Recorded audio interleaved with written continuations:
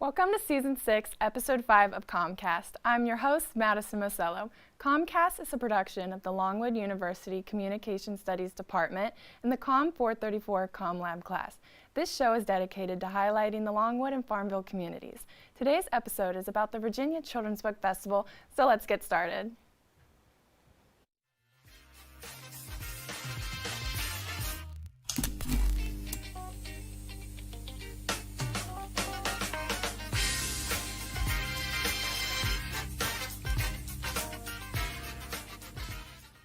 Joining us on set today is Juanita Giles, who is the founder of the Virginia Children's Book Festival.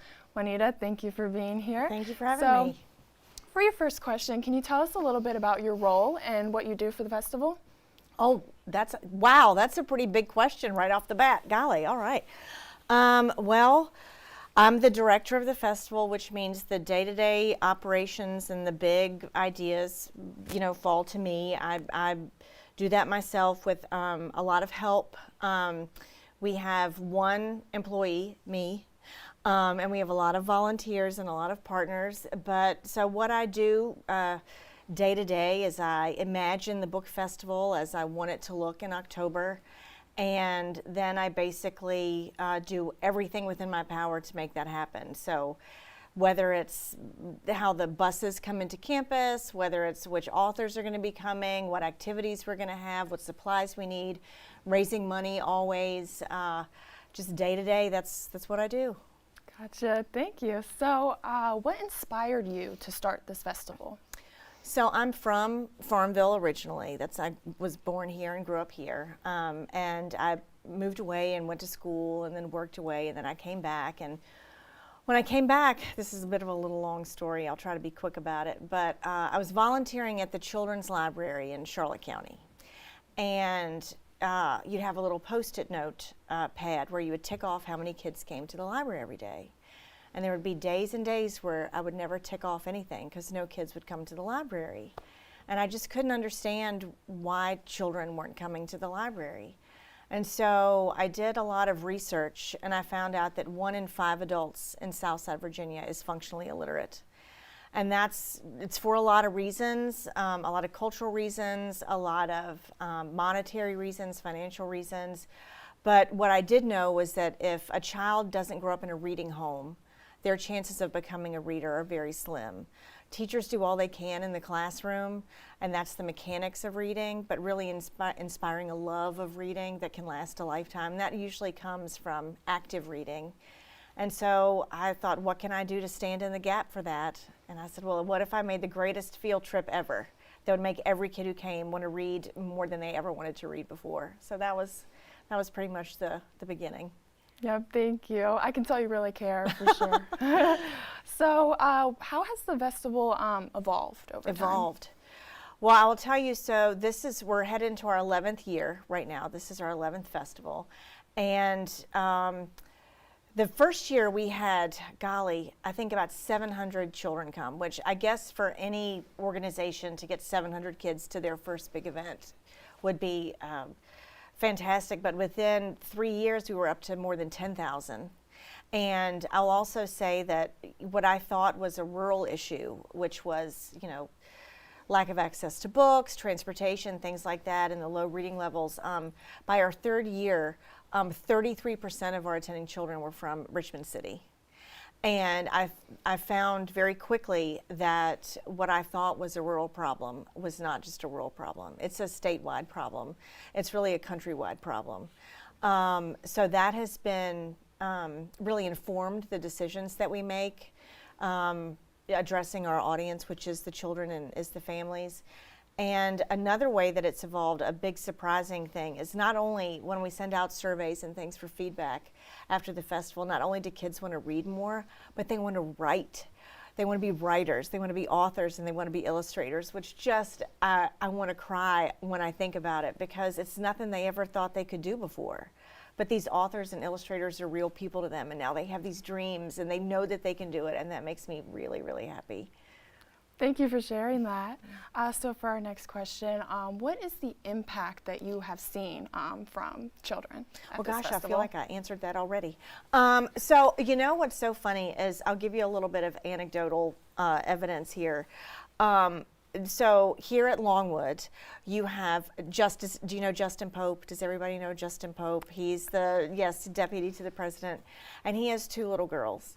And so one day he was at home. I guess it was September or something like that. He was at home with his little girls, and they said, "You know, Todd's coming back in about a month. We get to see Todd again." And he said, "Who's Todd?" And they go, "Todd Parr."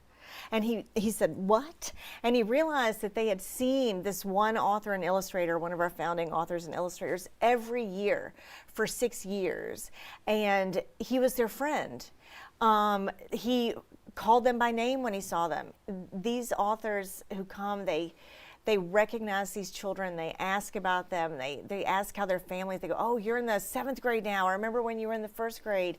And so beyond even the interest in reading, just the value that these children that they feel in themselves from being around our authors. But the other thing I'll say is we're more than just the festival itself.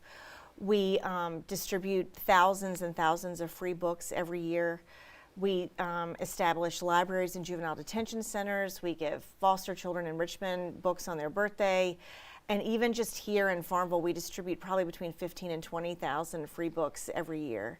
So the impact that there's no place you can go really in Farmville where you're not going to find children's books readily available. And being in a book desert like we are, that's a huge impact. That's amazing. Speaking of authors, how do you guys select authors and activities each year? Okay, so I'll tell you, if anybody in your audience grew up in Farmville, the chance that they got stopped by me if they were reading a book, if I saw them somewhere, as a child reading, I said, "What are you reading? Do you like it? Do you like this book a lot? What's your favorite book?" I look at what children are reading. My own children of my friends, just children in the community. I'm constantly trying to see what it is that the children want. And so when I figure out what they want, then I approach the authors or their agents and I talk to them. And our festival is not an author getting up and reading a story and then answering a few questions. I know that the hill we have to climb is really high. So I work really hard to make our programming very interactive and really engaging. So, for instance, Peter Brown, who wrote The Wild Robot, he's been with us a couple times. And that just was that big movie. Everybody loves the Wild Robot movie. It's new. But when he comes here, what we do is we bring in, we work with Longwood's IT/TIP department, and they bring in 20 or more robots of varying ability.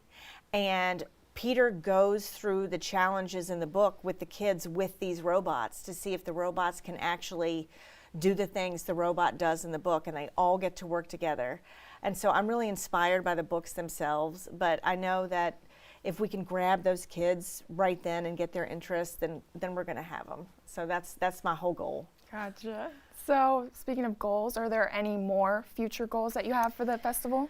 Oh golly, well, it would be a dream to have satellite festivals around the state, work with community colleges and things like that, because we have people come from all over. We have field trips that come from Pennsylvania, from North Carolina, and they spend the night and the kids stay. We have families travel. We had one last year that came all the way from Utah as a family vacation. But for a lot of schools here in Virginia, they just can't spend the money on the buses. They don't have time, we're too far away, and everything we do is free.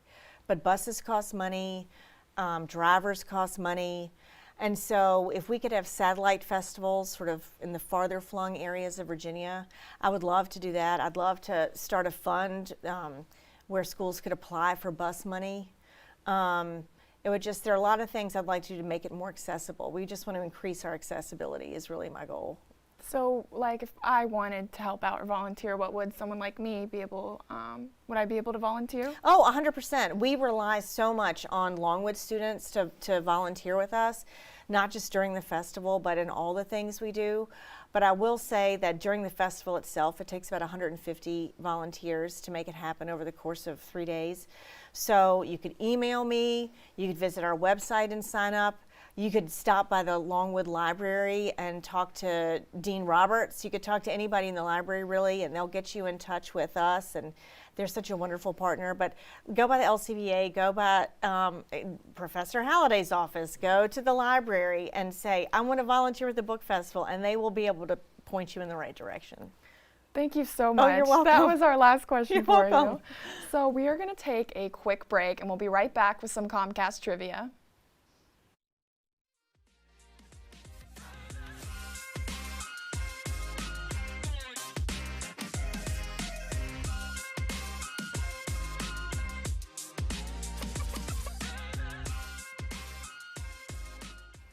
It's time for everyone's favorite segment, COMMCast Trivia. Today we're going to be playing a different version of trivia. Instead of answering questions, you'll be naming children's book covers. Oh, golly. All right. Okay. You ready? Oh, my gosh. Now I'm on the spot now. Yes, all right. Okay. You got it. I imagine that's one fish, two fish, red fish, blue fish. Let's see. There we go. You're correct. Yay, me. All right, our next one. The Very Hungry Caterpillar, of course. All right, let's see. There we go. You got it right. And our next one. This is going to get so hard. Oh my gosh, that's Bad Kitty. I don't know which Bad Kitty it is, but that's definitely Bad Kitty. All right. There It's you just go. Bad Kitty. Yay. Okay. All right, and our next one. Okay, is this the family book? Who's to say? The family book. It is the family book. Yay. Oh my gosh, y'all are going to get me in so much trouble if I get this wrong. Oh, the monster at the end of this book. Wow. I didn't even know that one. There you go. Oh my And that gosh. was our last one. Oh, Well, thank you. Thank you so much to Juanita Giles for joining us today. Thanks with everyone with CommLab behind the scenes. And thank you for watching. Join us live next Wednesday at 1:30 p.m. on YouTube for another episode of CommCast.